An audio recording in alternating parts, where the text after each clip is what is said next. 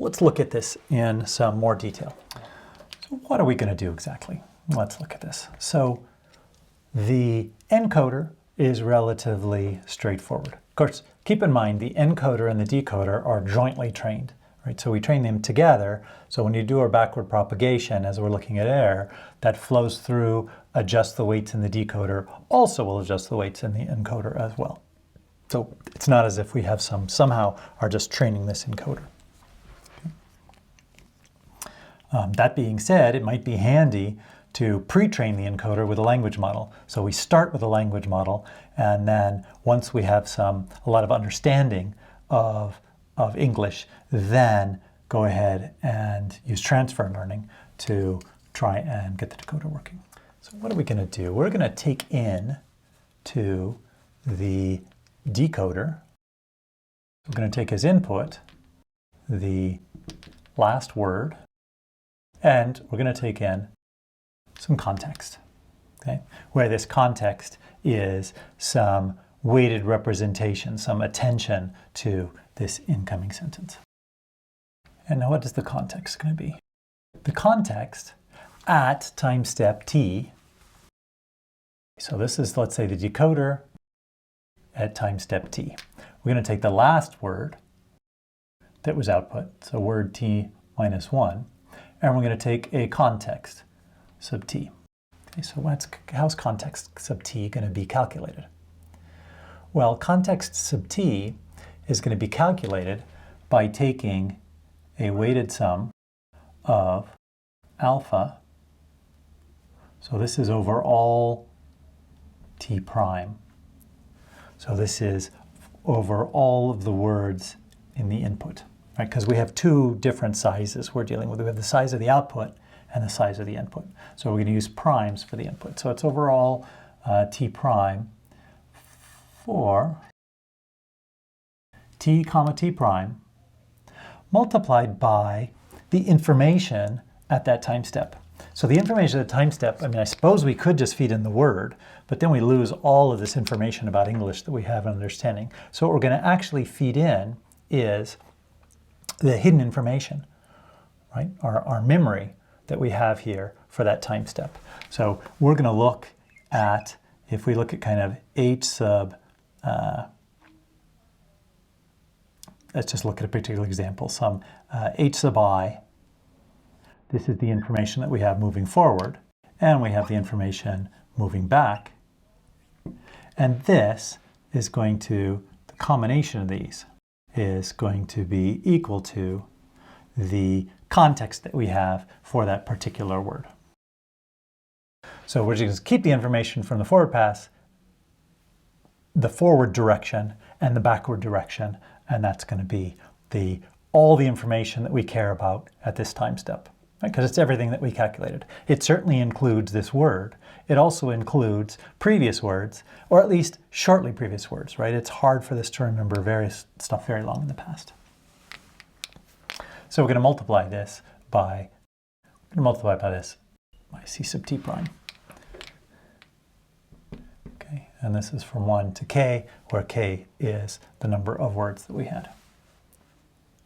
So we know how to calculate CTI.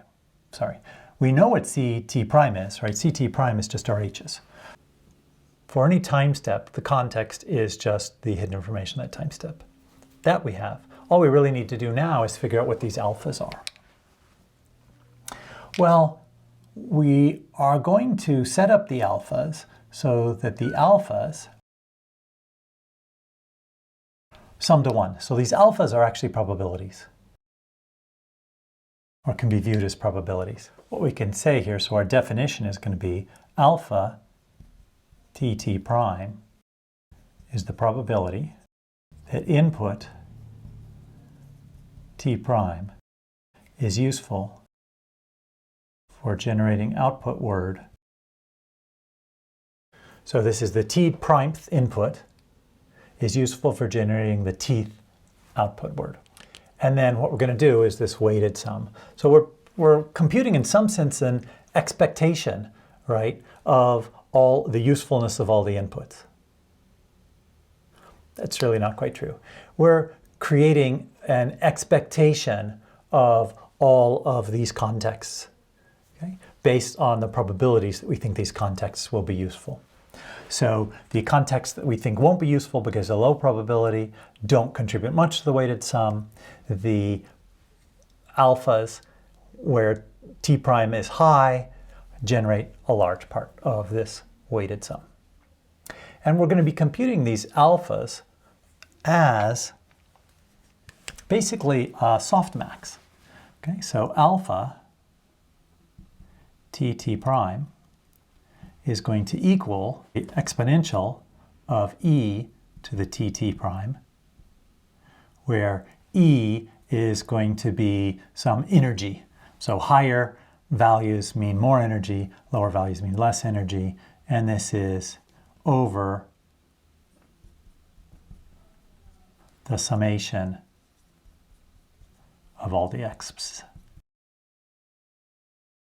So this is exactly as if we're just taking a softmax of all the e sub t primes for a particular given t. Okay, so this will ensure that each alpha is in the range 0 to 1 and that each alpha t I sums to 1. Okay, so if we look at the sum across all of the possible words, which is our second element here, this t prime, that they'll all sum to 1. Now we just need to know how do we compute this energy. And we compute that with a neural network. So we're going to have a new neural network whose output is going to be e t prime. And what do we want to do? What do we care about? What information can we use to decide how likely it is that this particular information is useful in generating a particular word? Well, what information do we want to have? Well, why don't we go ahead and actually use the context? So that'll be C of t prime, right? That captures all the information we know about it. And we also need to know what is the state of what we've generated so far. So we can actually pass in here, this is our, I'm going to rename this. So these are H's. Let's go ahead and rename this so there's no confusion. Let's go ahead and rename this S for state.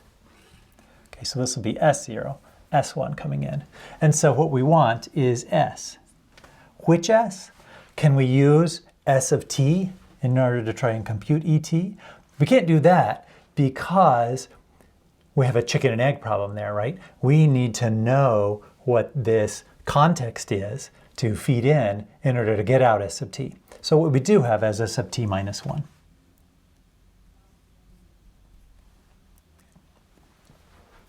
So for instance, we might know, to begin with, when we start, we know we're just at the beginning of the sentence, right? We know this is all zeros coming in, which is specifying we're at the beginning of the sentence. And then we can look through and say, okay, for each of these contexts, which is the appropriate one? Now, what could we use? That is, how would we know I'm at the beginning of the sentence? Which of these words are of interest? Well, I could use something like, I have lots of information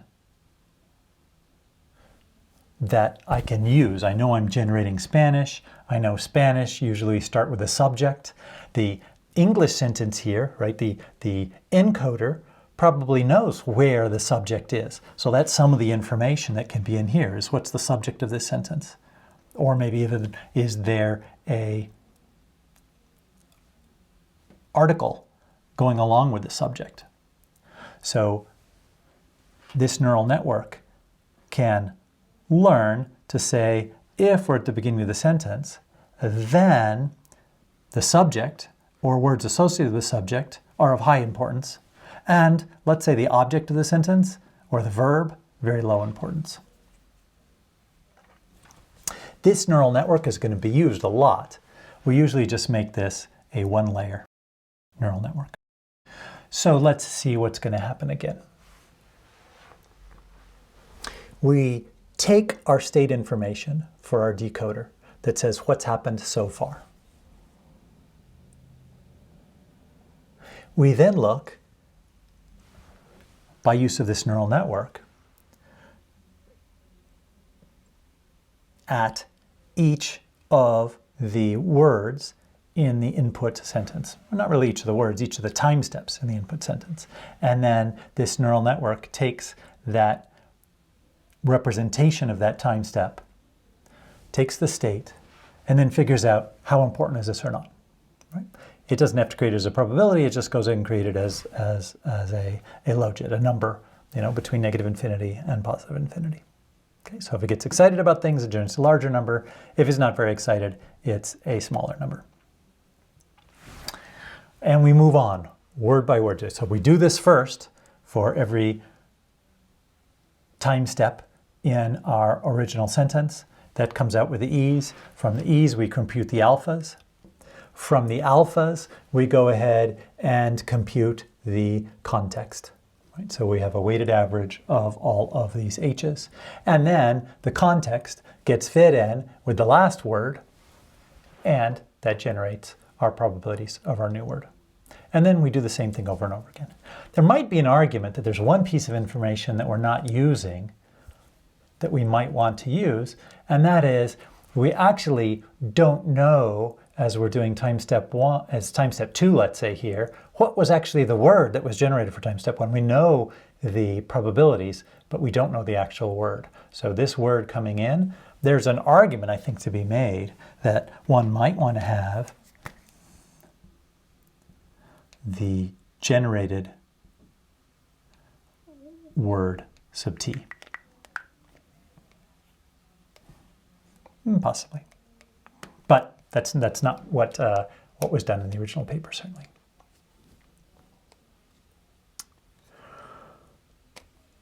Some disadvantages of this approach are that we're actually running this neural network in squared times, right? So if we have a input sentence of length k, and our output sentence is length j, then we're doing j times k runs of this neural network. So we would not want to use this, let's say, to translate an entire book and use all of the context of the entire book to translate from, let's say, English to Spanish.